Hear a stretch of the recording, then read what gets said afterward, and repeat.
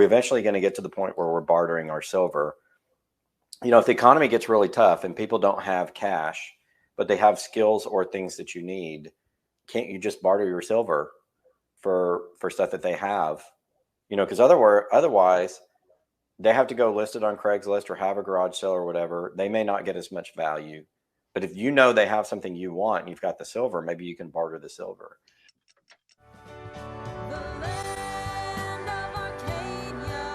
Well, hello there, my friends. Chris Marcus here with you from Sayulita, Mexico, as we continue rebroadcasting Silverfest 2, which we hosted live here in Mexico. And coming up tonight is how you can barter for silver or really anything else you want. Something I've been intrigued by lately was one of my favorite panels from Silverfest 2, hosted by Rob Kietnz and coming your way now. Hey everybody, we are back at Silverfest 2. Yara from the lovely town of Sayulita, myself from the Dallas-Fort Worth area, and David, where are you calling in from today? Well, I'm from close to Portland. Awesome. So we got a West Coaster, Mexico, and down south. Good representation. We're going to be talking about how to barter for anything you want, which could be silver or it could be using silver to barter. And also, maybe it'd be a good time to just have a general Q&A session. I know we've had a lot of talk at the conference about a lot of things. So if you guys have questions, please put them in the chat. We're happy to answer those for you guys. And just anything that you guys want to talk about, we're happy to address. So bartering. Does anybody here have a lot of experience actually trying to barter in real life? I've bartered. I do have some, which I'll talk about in a second. Yeah, I'd love to hear your barter stories, but I do have a couple from different eras in my lifetime. So do you want to share first? Or do you want me to go first? Oh, no, I'm happy to. I want to start with what's your earliest barter story? That was kind of my thing. I was wondering is when did you, because I feel like that was our initial inclination was I have something that you want and you have something that I want when we were young and we didn't have money or whatever. So you would trade. When I was a kid and I didn't have a job, I would do odd jobs. I would trade odd jobs for things. So I'd go around my neighborhood and advertise odd jobs. And then I'd try to trade for, something of value somebody could give me. Or I think I bartered my time when I was a kid doing a bunch of chores to get a Sega system, which was a video game that I wanted. And a friend of mine had one. He got the updated system and I wanted his old one. So I ended up doing some yard work and things he didn't want to do. He said, okay, well, if you do this yard work and help me clean my room and stuff, I'll give you my old. So we used to do that when we were kids and just didn't have money. You have to figure out ways to get what you want. Because I grew up in a single parent household. My mom was like, yeah, if it's not a necessity, we're not buying it. You got to figure out a way to get it. So I think really quickly your mind starts to figure out how can I get what I want when I don't have a credit card and I don't have cash. Right. And I would say this, I was probably more efficient at getting things when I was younger than I am now. Because now I can pull out the plastic, right? Or I have my dollars and it's almost too easy. We don't negotiate anymore. So one of the things I've started doing is going to something called First Monday in Canton, just east of Dallas, which is a massive, massive flea market that go the weekend after every first Monday of every month. And you can barter there. There are actually barter tables you can go to trade things with people. And I'm talking real stuff, tools. I've seen gold and silver there. I've seen weapons, all sorts of things of value, antiques. So, there is a whole barter economy around us that if you kind of step out and you look for it, you can find it. And there's people, I've seen people trade boats for precious metals, on places like Craigslist. So the barter economy is real. It's there. It's just a matter of, do you want to go find it and participate? Well, and I think, like we were saying, that is our initial, before there was a currency, people had things that they traded with each other anyway, right? Mm-hmm. So it was where we started. David, what about you? What was your first kind of memory of bartering? Well, I think going back, like Rob said, when I was young, trading baseball cards for marbles, whatever the fad was at the time. And, this might be too broad of a definition for some, but I look at transactions where cash is transferred for goods and services to be kind of an extended form of barter. And I think because of that, in a sense, every time we do a transaction, it's a barter for the time it took us to earn that money. And Mhm. that's why I think it's so easy for people in a society that is experiencing dysregulation, which ours it seems to be on the verge of doing, to slip into it almost without thinking about it, such as, Hmm. well, I have a couple, gallons of oil here that I could trade you for that fry pan, and it's kind of a spontaneous type of a thing, and it's intuitive. I think that people understand how it works, but I think it's important also to say that for it to really be successful, it's important to uh, come from a position of wanting to satisfy the other person in such a way that they feel that they're being treated fairly and equitably with what they get from you that they have to give to you. And I've always kind of felt that way very strongly, just with any kind of a transaction, monetary or otherwise, that I really, I want to drive a good deal, but if the other person feels like they've really been taken advantage of, that's gonna create a situation where they really are upset about it. It might keep a friendship from forming or rumored or whatever. But if you're Yeah. coming from a place of I want to do the best for me and you, I think Hmm. it can be very successful and be done in a way that everybody's pretty happy about.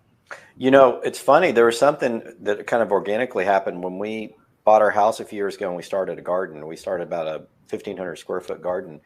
We were growing zucchinis, and my wife and we had chickens with eggs and all that kind of stuff. We live in the middle of the city, but it's like a little farm in the city type of deal. And we would give zucchinis to my neighbor, an old retired couple that lived behind us, had this beautiful pond. They would let us go fish. So my wife said, okay, well, they're letting us fish out of their pond. The kids love that. So we're going to give them zucchini. The next day we got back zucchini bread. So Mrs. Brown, who lived there with her husband, had baked this awesome homemade zucchini bread for us. And we were bartering without even knowing it. We were just being friendly, but you're exchanging goods for services. We gave her the free zucchinis. Our labor went into to growing the organic zucchinis, no chemicals. And then she provided us, a nice zucchini bread with that. I never had zucchini bread up to that point. I thought zucchini bread, that's interesting, but it's actually really good. And we do stuff like that. Also, we with our chickens, we'll hand over fresh eggs, cage-free eggs that are awesome. And we'll get people, for example, if we go on vacation, to come take care of our horses. And we'll say, well, why don't we just give you a couple dozen eggs when you get back? So we do that kind of stuff all the time without even thinking. And instead of them finding a place to go buy eggs and us, finding a person to pay for the horses, we just switch value.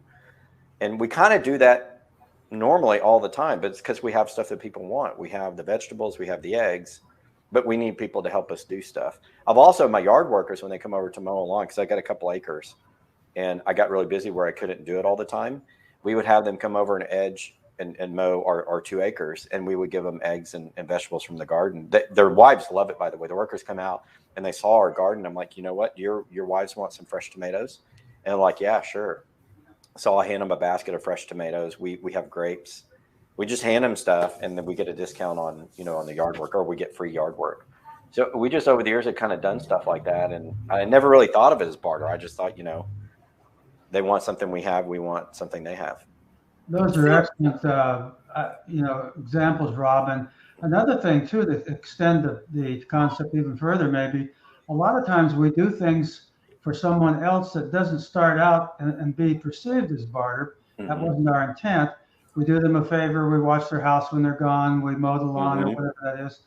And in Japanese relationships, the samurai talked about when someone does something for you, you have an on, it's called an on, and it's basically a responsibility that is placed on your shoulders to Mm-hmm. reciprocate in some manner. You have a moral obligation, and that on can take a non financial or non currency transaction to it to complete that obligation, and that I would argue by definition that becomes a true form of barter as well. And to extend that, I think women are naturally good barters because we'll watch each other's kids, and that's kind of a form of barter. So, and we carpool too. So for this evening, my son, somebody else is going to pick up my son, take him to Taekwondo. Next time, it's my responsibility. I'll drive around, grab all the kids. That's kind of a form of barter because we're exchanging, our time and labor, and we trust each other to take care of each other's kids. It happens on Halloween too. So every other Halloween, the dads will rotate walking the kids out. Because a lot of times we meet and the dads want to sit and talk and have a beer. And so we'll rotate. Okay, I'm going to take the kids out, down this street. And then the next year it's somebody else. And we just kind of do that naturally. I mean, that to me is also a form of barter, because you're volunteering your time, to help somebody else out. And then everybody reciprocates. Hey, Chris. Yeah, I'm on TV. Hello, Chris. Good to see you back. Wow, it's Rob Kietnz, David Smith. Is Gary Lindsay? Gary is not Lindsay. He's not in here yet. The house? He's coming. Is he out there? Gary Lindsay, are you in the house?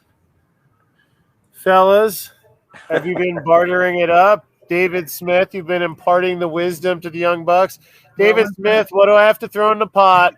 We've been busy. To get some signed copies of the book so I can learn patience and to stop talking over the gurus, and also borrow your for Una Momento. Rob, can you buy some signed copies of David's book and your book and figure out someone who can actually get them out to the people? I'm in the market for that skill set while I borrow. How about a big hand for marketing director? Absolutely. Hey, David and Rob, you can give the you can give the applause out loud for marketing director. Rob and David, please. Yes, Start clapping with Good job, me. Yara. By the And way, keep Yara clapping while David, come on, you can do a little more than that. Keep clapping while the audience give them a chance to clap in the chat room. Thank you, guys. You're embarrassing me. All right. I will be right back. Apparently, my services are needed. Okay. Sorry about that, guys. And just to add on what Chris said, silver is always welcome for our books. Mm-hmm. Not a problem at all. I remember once early on in my writing career when I had I had done a project for something like $800, I think, and I received half of it and was having a little trouble getting the other half, and so I went to talk to the person, and I really wasn't sure how I was going to approach it, but it became obvious to me that it was going to be quite a while to get the currency. And I said, well, I'll tell you what, why don't you just give me an ounce of silver, which was, gold, which was traded around, I think, $4.25 with the premium. Mm-hmm. And the light bulb started going off in this person's head. And so they owed me $400. They said, pay me $25 and an ounce of gold is yours. This person dealt in metal. So I still have that coin, and that was a Krugerrand. It was not that far from the ultimate bottom, that happened in around 2000. And of course, that's worth a little bit more now. So there's one of those gifts that kept growing for me. Yeah, and I believe will continue to do so. That's a pretty good idea. I'm wondering if we're going to start bartering gold and silver for services. This is something I talked about with Lynette Zhang when I went to see her in Phoenix in 2018. We talked about, are we eventually going to get to the point where we're bartering our silver? If the economy gets really tough and people don't have cash, but they have skills or things that you need, can't you just barter your silver for stuff that they have? Because otherwise they have to go list it on Craigslist or have a garage sale or whatever. They may not get as much value. But if they have something you want and you've got the silver, maybe you can barter the silver. I wonder if we'll get to that point. Yeah, I think so. And it may be already starting to be that point. And there's the issue of Craigslist and this kind of a thing where you put it out there what you have, and somebody shows up that you don't know, and it turns out they're there to relieve you of your product without any kind of a transaction. Yeah. And so if you know the person, and maybe they never got around to buying much silver, and they say, look, yeah, I've got some ammunition here. You need some 45 caliber ammo, and I need some silver. So let's figure out how much that would be. That we would agree on, and I'll do that exchange. So I think that can become very, very much the order of the day as things continue to kind of fall apart. And it seems like the government's doing everything in their power to make sure that we end up in a situation where that's about the only viable option when they destroy the rest of the economy. I wonder, and I say this half facetiously, but if it gets bad enough in the supply chain, maybe we're bartering our silver for toilet paper and things like that. Basic household supplies, because you saw what happened when the pandemic first came to America, all the shortages of people freaking out about toilet paper and bottled water, and also cleaning agents, Lysol wipes.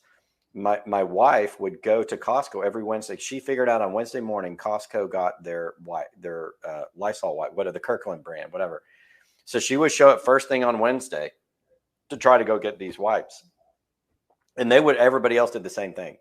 So they would run out in the first hour of Wednesday because everybody's like, I need, my cleaning agents for coronavirus. So I imagine, as we experience different supply chain problems, you could be bartering for that person who's stocked up on cleaning wipes or on toilet paper or has an excess, clothing that you need for your kids or whatever the case may be. Yeah. And Doug Casey talks a lot about speculators and how the press likes to give them a bad name, like they hoard things and create shortages. They didn't create any kind of a shortage. They saw it coming. It was going to happen whether they did it or not. Right. And so by running that price risk of buying the extra toilet paper or whatever, and then having it available when it was needed, and then selling it or bartering it, they're providing a service because the government didn't provide that service.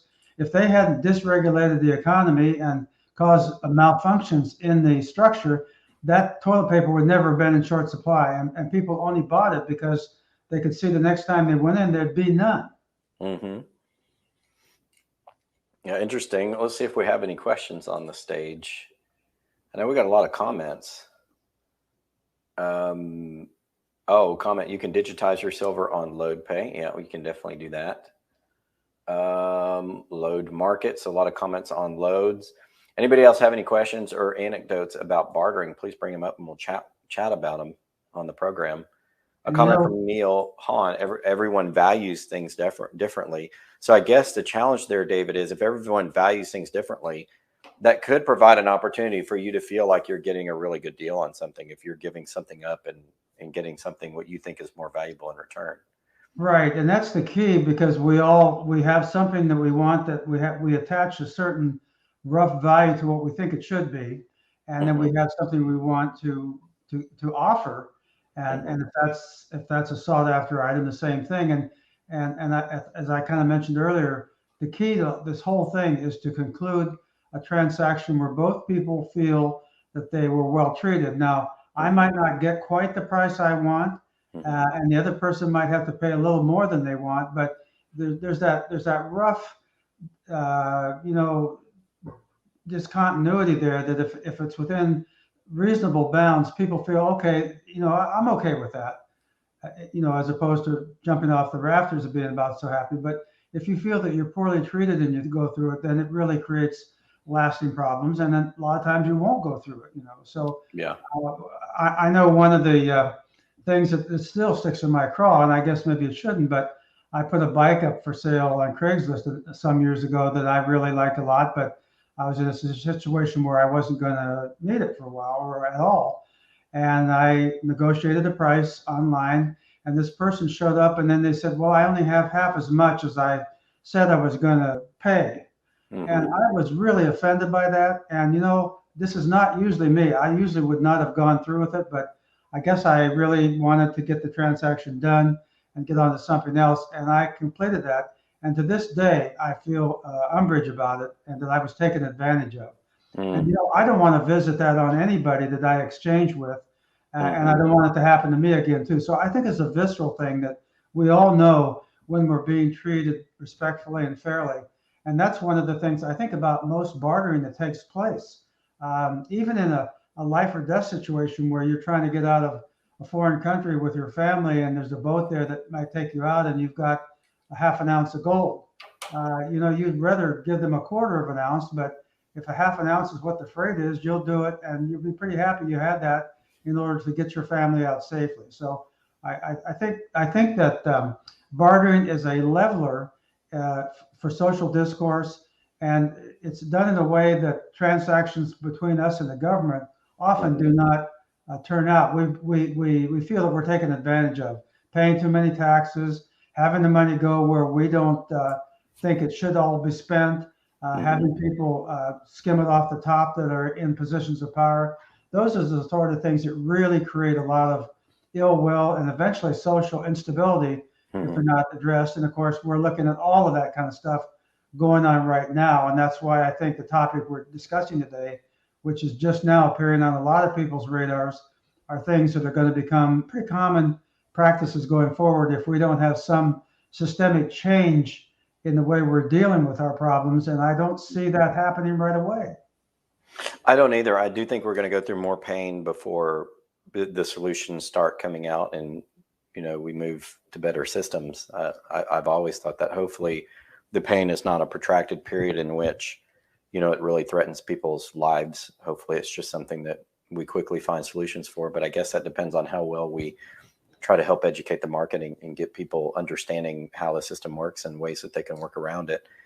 Bartering, of course, could be one of those avenues. We did have a question from the chat. Hayden asks about, have you ever had problems getting people to understand the value of precious metals? And I'll answer that. I'll say yes, because every time I tell people I'm in the PM business, they're like, okay, that's good. And then if I show them, some of the pieces that I have, they really do not understand the value that precious metals have. Most of them think an ounce of silver is worth a couple bucks. The gold they inherently know is worth more, but they have no idea what it's worth. And if I tell them what an ounce of gold goes for, they're usually pretty stunned that a 1 ounce piece of gold could be, worth $1,800, which to them is a lot of money. So I have, whenever I talk to people about precious metals and what I do, and I explain their value and worth, I think it does open their eyes quite a bit as to what, they're really worth and, what the opportunity could be there from an investment standpoint. I don't know, David, if you ever, people that you come across in life that may not be precious metals experts are they surprised by anything regarding the value of the precious metals, what they're actually worth? They're becoming that way with the increase in the price of both gold and silver. I've experienced a number of times something that I would say was almost a binary comment to what you just said about, and I agree that most people really don't appreciate the value and the potential forward value of gold and silver, but that's starting to change in a significant way. And when things really hit the fan, it will change. It could change overnight almost. But I've done a lot of mining tours in South America, a couple in China, all of course across the United States and Canada. And what I have found, what a lot of times I'll take some 1/10 ounce silver rounds or occasionally some 1 ounce silver rounds with them. And when I get a cab ride in Buenos Aires, give a couple of these, which are, they're worth a couple dollars a piece. It's not a lot. But when those people who, and Argentina, of course, is named after silver, Argentum, when they touch that silver and when they rub the thumb and forefinger over the little coin and it's kind of slippery and it's shiny and a smile invariably comes across their face, whether it's the cab driver, whether it's a waitress, whether it's someone in the hotel who's carried your baggage, whether it's a fishing guide.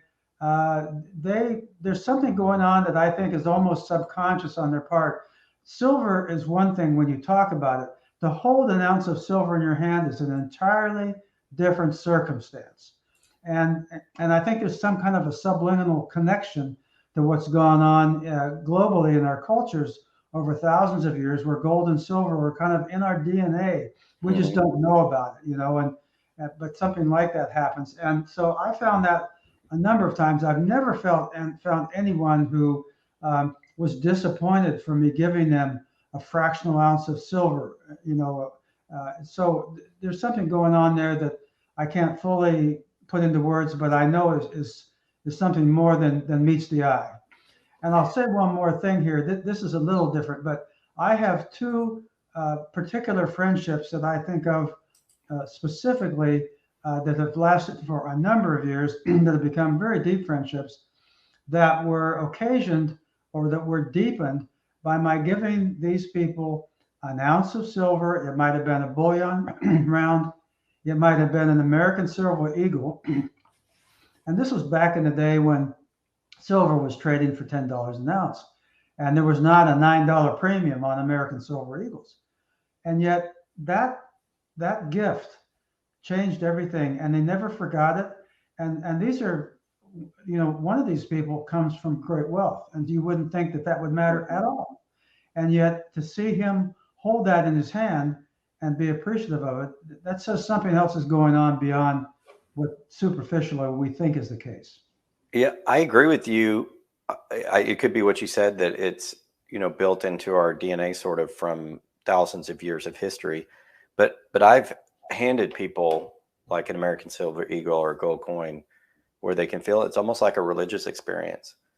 One example was when we were in Idaho, I gave my staff who was there with me each an ounce of gold. I gave them a Perth Mint bar. And a girl that works for me that does our digital marketing hadn't had the ability to buy her own gold or silver yet. She was introduced to gold, silver through our business, and she held it in her hands, and you could just see in her eyes, like something changed.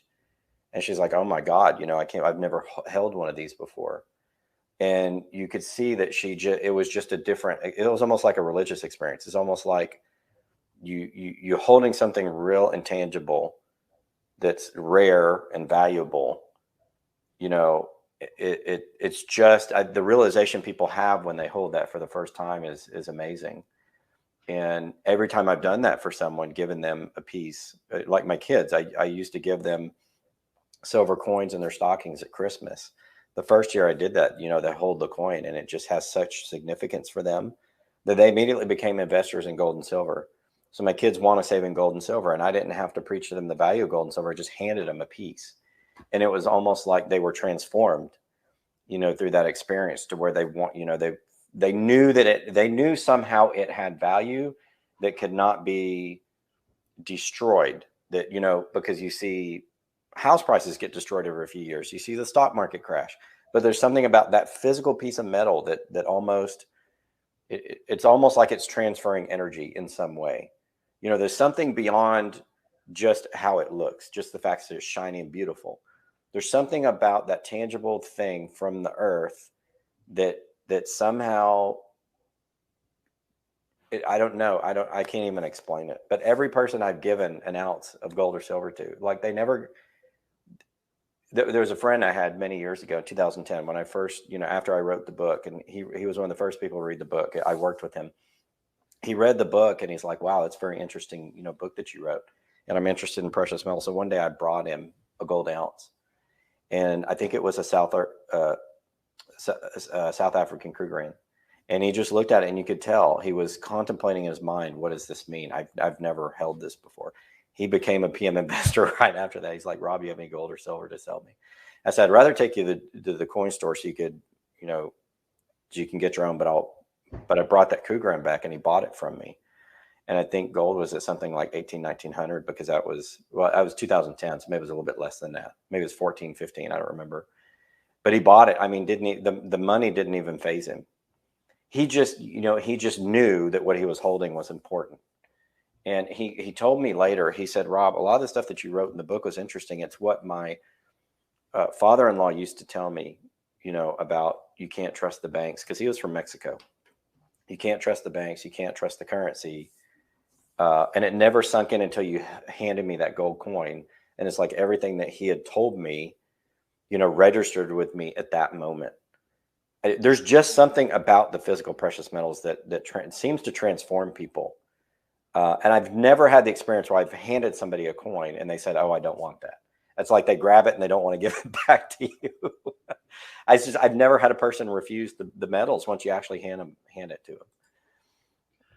That's really beautiful, Rob. And I remember the very first time that I made a mining trip for David Morgan in the early 2000s. Mm-hmm. He asked me to go to Argentina and go down, and I took a look at a mine that Rob Kietnz was associated with, and that mine, he still owns it, but it's changed the company that he was involved with. He's an active manager now with Hochschild in Santa Cruz province.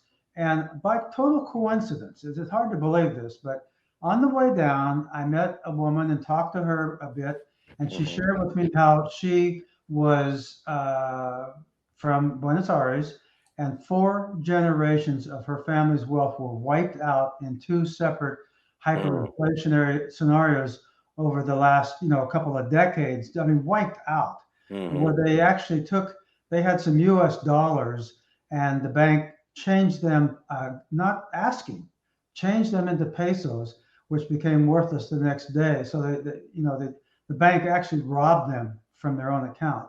And so they lost everything. And then on the way back, again, this amazing coincidence, talked to another lady who also lived in BA but had a bank account in Boston, and she had currency and she had metal.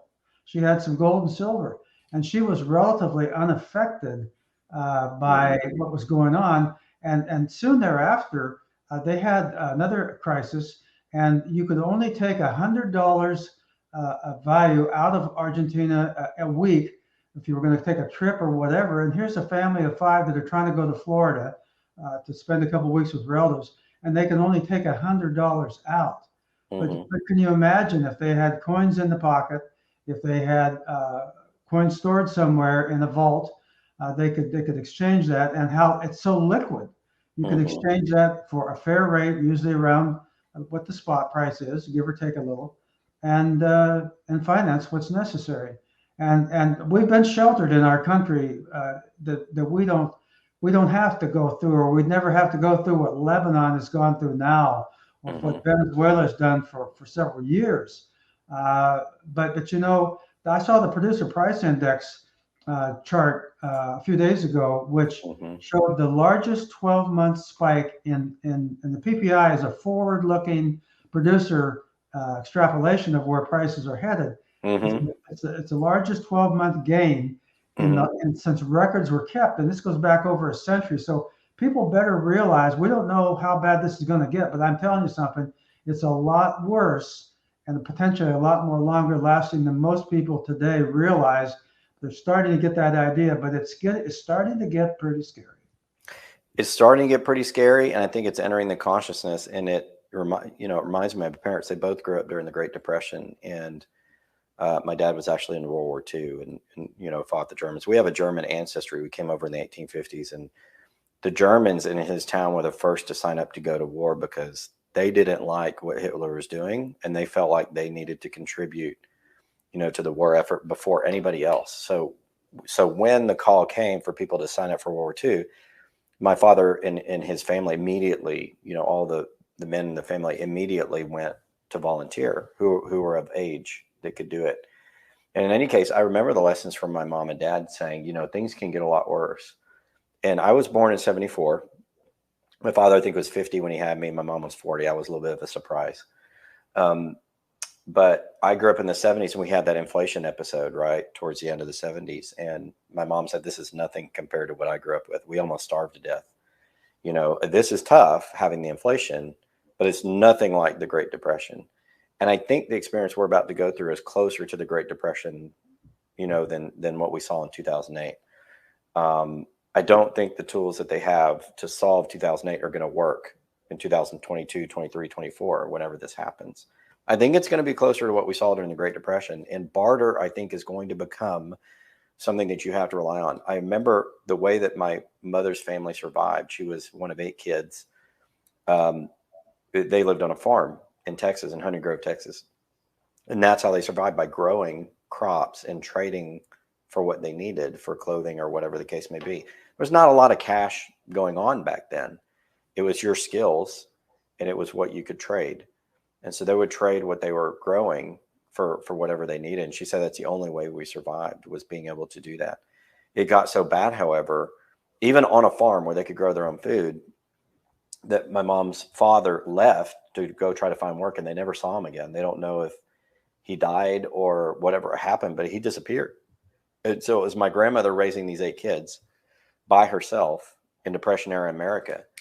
And I think that we're going to go through something like that. And I think, bring this back to barter. I think barter is going to become more important. It's going to be the skills that you have. It's going to be whatever you can trade a value. And I think precious metals is going to become, the money in the market, because the fiat dollars, if the fiat dollar blows up like we think it does, precious metals is going to serve its role there. But I also think that one of the challenges, David, is going to be how much they're worth. I'm even thinking an ounce of silver could be worth a lot. And it may be difficult to trade an ounce of silver for something because it may be so much more valuable than whatever you're trying to trade it for. Right. Or it could be traded with a kind of a trust factor for, you do this for me 5 times, and that will equal the ounce of silver.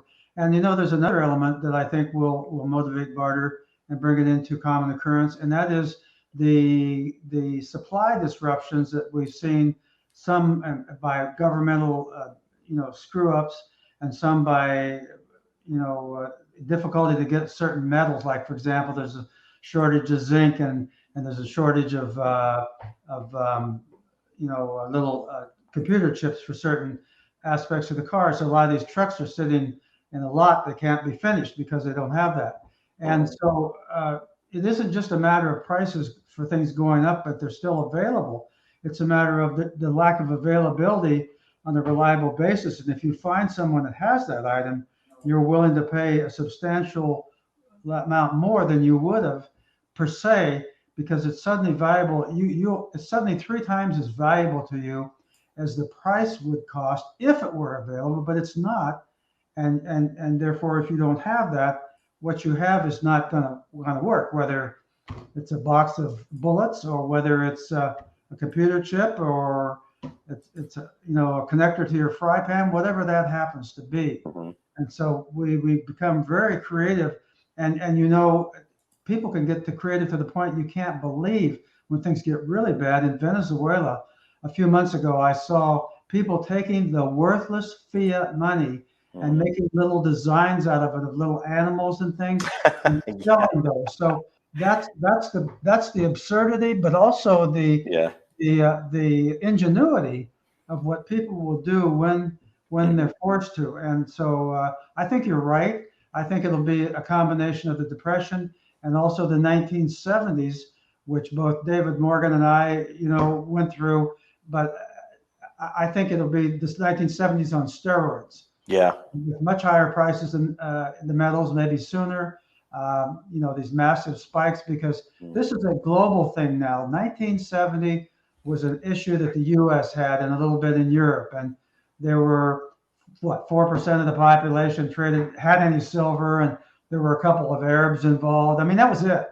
But now you've got China, you've got many of the countries in Africa, you've got Indonesia and Asia and Europe and Canada and Mexico and the South. Everybody has got a stake in this. So this is a global, contemporaneous problem. And most of the governments in the world have mismanaged things to the nth degree. So it's really, talk about the perfect storm. This is a perfect mega storm. I do think it is too. I think it's going to be a lot of change very quickly, and a lot of people are going to have trouble coping. And I don't know that any of us will survive completely unscathed, but I think if you've prepared mentally and you've done things like taking care of your debts and your financial situation, you have some precious metals, then it's going to make it a lot easier, because you're not going to be distracted so much by the monetary issues. You're going to be able to deal with the other issues a little bit easier. So the precious metals don't solve every problem, but I do think they take a tremendous weight off of people's minds when we have a very challenging situation. I think right now, I think the quote I heard the other day is the major reason that most families or most marriages split up is financial problems. Well, think about going through severe financial problems and supply chain issues and uncertainty about the future and what kind of pressure that's going to put on, American families, and how hard it's going to be. At least having the precious metals is a way to, reduce some of that stress, and at least financially, help secure your, your ability to live and take care of basic essentials, and all the other things. It relieves a lot of the burden, so you can deal with a lot of the other things, like how are you going to supply the goods that you need and things like that. But I just worry about the people, David, that don't have the precious metals. I just don't know how, they're going to survive the tough times that are coming up. That kind of scares me for people who, haven't been educated and don't know. I really share that concern, and some of this is not just with people I don't know, which I'm empathetic to them too, but even family members that really haven't quite figured it out. One of the things, and I know it won't change, but it's a change up here in the head.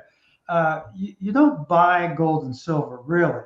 You exchange a form of depreciating value currency, not money, but currency, paper currency, which, as David Morgan has pointed out in many of his studies, has always gone to a purchasing power of zero every time it's been tried. And by definition, we're already there now from ours, from what it was, when the Federal Reserve was formed, or even in 1980. it's gone down by like 70% of purchasing power. But we're not buying gold and silver. We're exchanging an inferior form of a monetary exchange for a superior one that has always won out.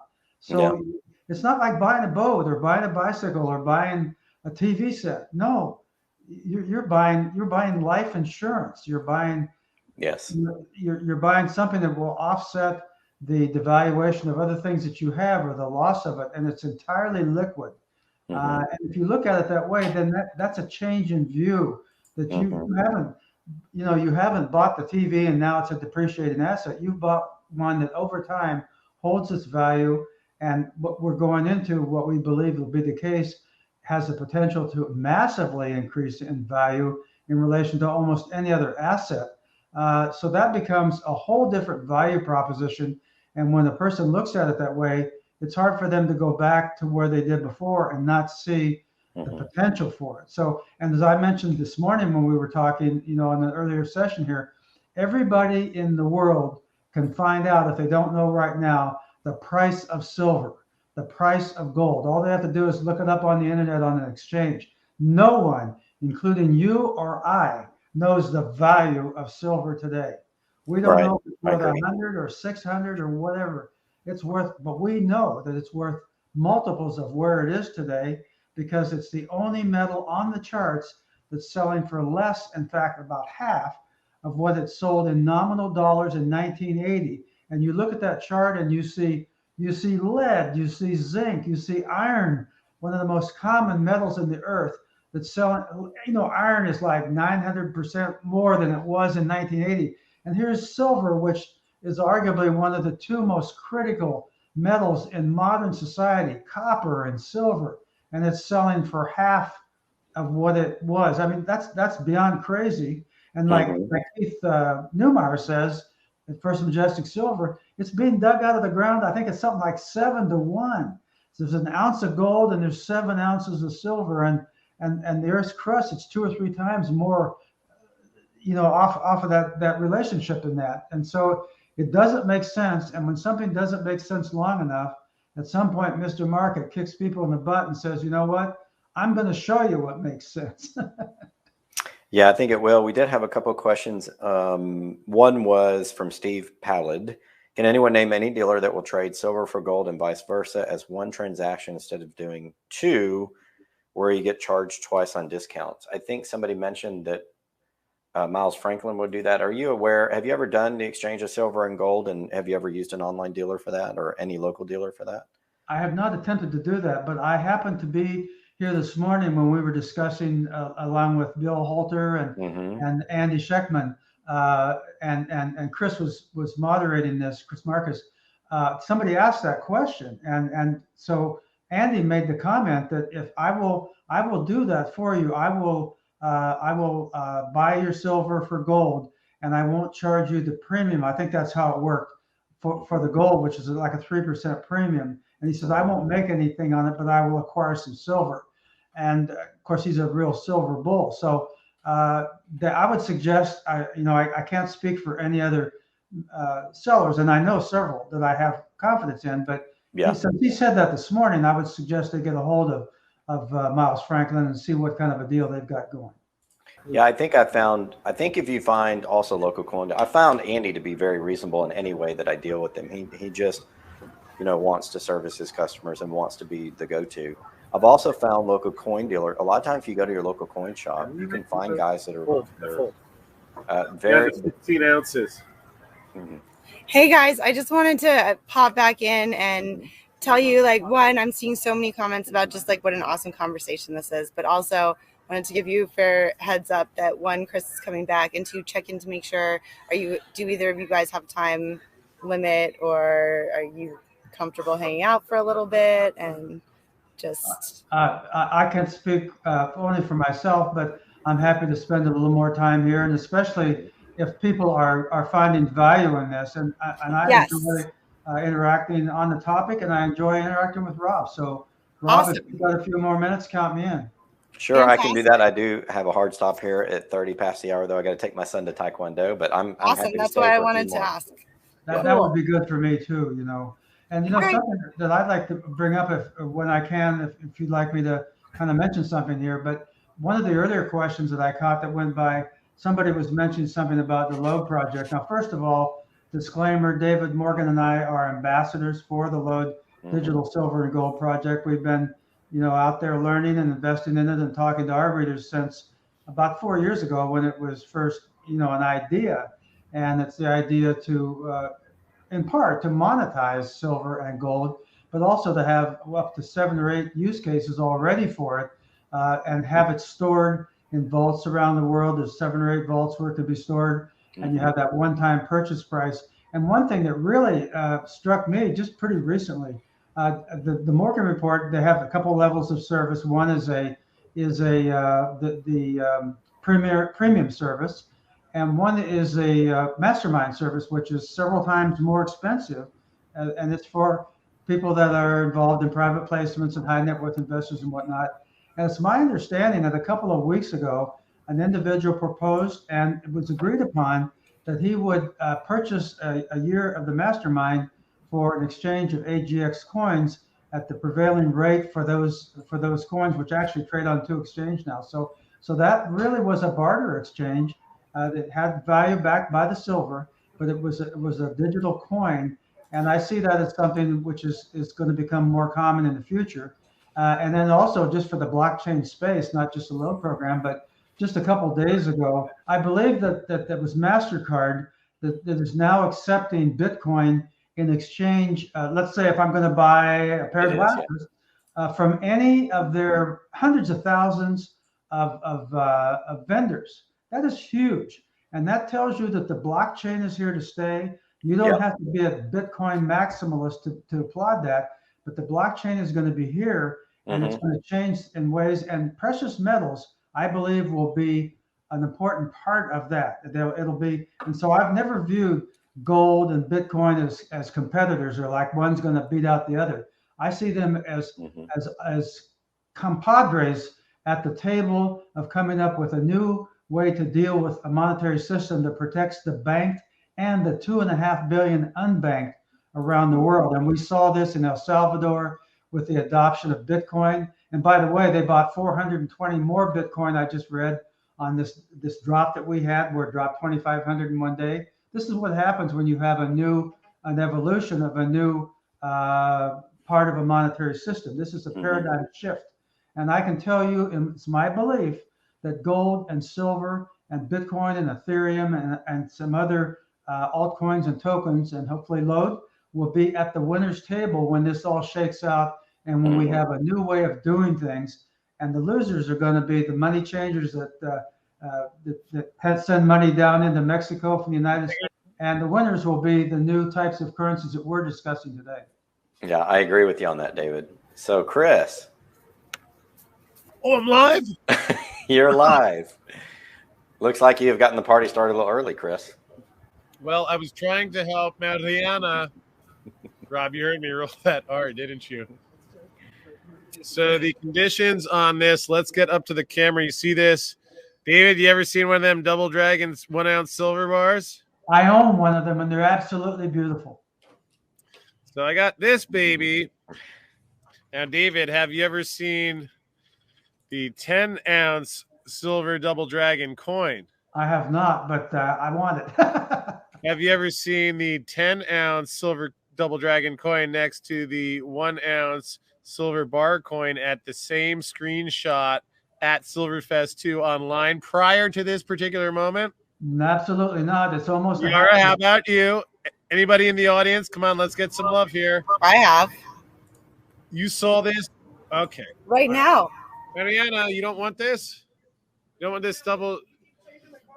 Citizens for Sound Money. Who thinks the Citizens for Sound Money booth should have this Double Dragon bar so that when you come hang out in their booth, since they were late for their time slot, but they're going to be partying it up after they finish dinner? Mariana, who thinks? Mariana, can you come get on the screen, please?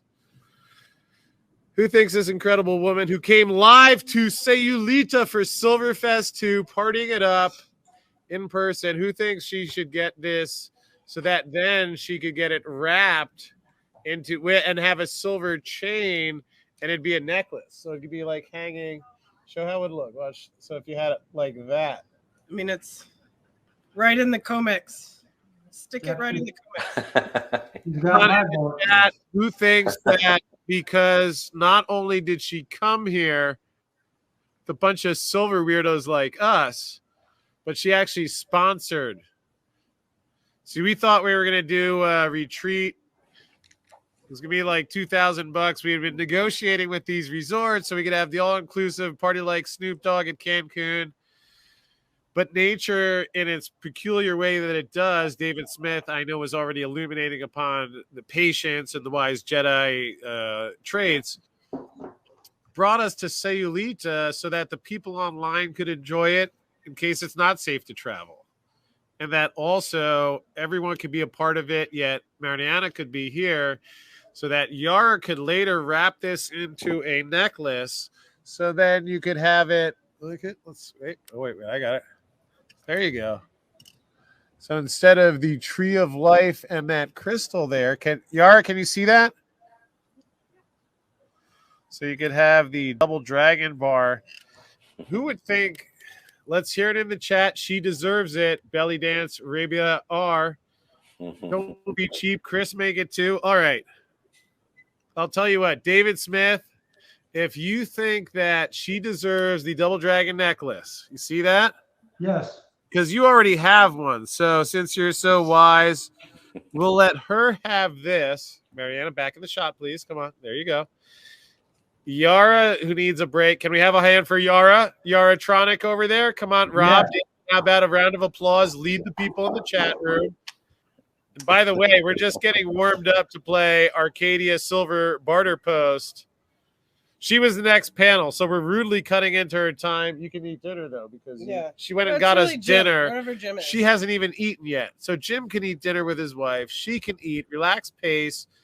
Also, in case David or Robert have to go at some point, I'm hoping some people can come on stage and play with us. I may have a lot of silver. Now, David, if you help me do a good job of inviting some people who want some airtime, because Dumb Money Media, I think he's going to – where's Dumb Money Media? He needs to get on here. Jenny Alicia, if you're in the house, Colin Gooch. All right, it's time to play in the big leagues. Let's get him to – who else wants to come live? Because David Smith, if we get a couple more people so you can go eat dinner yourself, I'll bet Yara would be willing to wrap this silver double dragon. Yara, where did I get this one from? I feel like I had this one back in Austin, right? So even when I was being microwaved in Austin, yet because of the incredible friends and people I have in my life, including all these panelists now, as well as each and every person at home, that allows this to be possible. And now has the chance to get in on the action. So David Smith, for your mentorship, since I actually crossed the border with this. Well, you know what? No. You know, Chris, something about that you may or may not have caught. Not too many people know this, but I think I see 5 toes on that dragon. And a 4-toed dragon is kind of a regular dragon. A 5-toed dragon is an imperial dragon. Ah. It's even more special than you might have realized. I didn't know that. Kids at home? David, since I am so grateful for your influence in my life, I'm going to have this wrapped in a silver necklace so you can walk around town like Silver Mr. T with this 10-ounce double dragon necklace as a reminder of how much I love you and I'm grateful for your mentorship and being a part of this panel. Let's give it up for David Smith, please, kids. Come on. Rob, come on. Everybody at home, let's go. Jenny Alicia, only 4. Look at the knowledge this man is imparting. Rob, you can keep going. You got a little bit left in the tank, Rob. Come on. Good job, David. David Smith. So let me play the video that was the inspiration of this session at the end, now that everyone is an expert Imagine getting anything and everything you want without spending a single penny. One North Idaho man does that. He has mastered the lost art of the barter. KXLY4's McKay Allen is with us live tonight to introduce us to the bartering king. That's right. We've done a few stories about bartering. With the economy the way it is, it seems to be getting a little bit more popular. And every local person we've talked to about bartering has referred us to this one guy in Coeur d'Alene. They keep calling him the king of bartering. He's made literally hundreds, maybe thousands of trades in his life, and he's traded for everything you could possibly imagine. Blows them away that I'm able to basically obtain anything I want through bartering. Anything from goats. So they brought over the goats and took home a shotgun. To trees. Aren't these great? To cars. Every car you see sitting down there, I traded for. Every single one. Every single one. Work on the outside of his home. We had our house painted and the garage out there painted. Through a traded a vehicle for that. And inside improvements. I said, what's the deal on that fridge? He goes, you want to make a deal on the fridge? Sure. So you've had the outside of your home painted. Yeah. Inside of your home painted. Yeah. A roof put on your house. Yeah. And every vehicle we're looking at, you acquired through trading. That's right. Man. That's pretty cool. Yeah. Michael Moore barters. Well, sometimes they call me the king of bartering. King of bartering. King of bartering. And he barters a lot. How many trades would you say you've made over your trading, bartering career? Oh, hundreds of trades. Hundreds. Trades worth hundreds of thousands of dollars. Like I'm dealing now property, automobiles, tractors, high-end stuff. I mean, Items in the thousands of dollars. in the thousands of dollars range, yeah. So what has he traded for, and what has he had to give up to get what he wants? Here's a few examples. He traded a motorcycle to get his entire home carpeted. He traded a table to get a new sprinkler system. Actually, a guy walked in here yesterday to look at guns, but saw the table and went, wow, that's a great looking table. And we ended up making the deal on the table. He traded guns to get his house professionally painted and cars to get a new roof. He has farm trucks. That's a 1985 K5 Blazer, which is a pretty desirable car, and I traded a broken Xbox for that. And classic trucks. That old Ford I traded for. I traded some yaks for that. There's a story for you. I raised yaks. Those are a couple yaks out there. He even traded to have his garage remodeled, turned into an apartment. I traded some yaks for some Southwest airline tickets. So I sent a guy and his family of 4, so 5 of them, to Disney World. He worked here for 3 weeks, just doing whatever I asked him to do around here, and this was one of the things I asked him to do. The fences on his property, the plumbing in his sheds. I bartered for that as well. And even this. Yeah, he did some beautiful work. This stone entryway. He spent about 2 weeks off and on in between his paying jobs and built us this beautiful wall, and I gave Cody a couple rifles. So the obvious question here, how does Michael do it? I will literally lay in bed at night, and it's like a Christmas wish list. I'll say, wow, you know, I really need a new driveway poured, and wouldn't it be nice to have the house painted, or wouldn't it be nice to have a new floor in the particular room or whatever. Once he's identified things he wants or needs, goods and services, he simply posts requests on Craigslist. I'll just put ads out there and I'll say, I need a guy to plant trees, have many items for trade, and then I'll get back lots of responses. After a few emails and phone calls,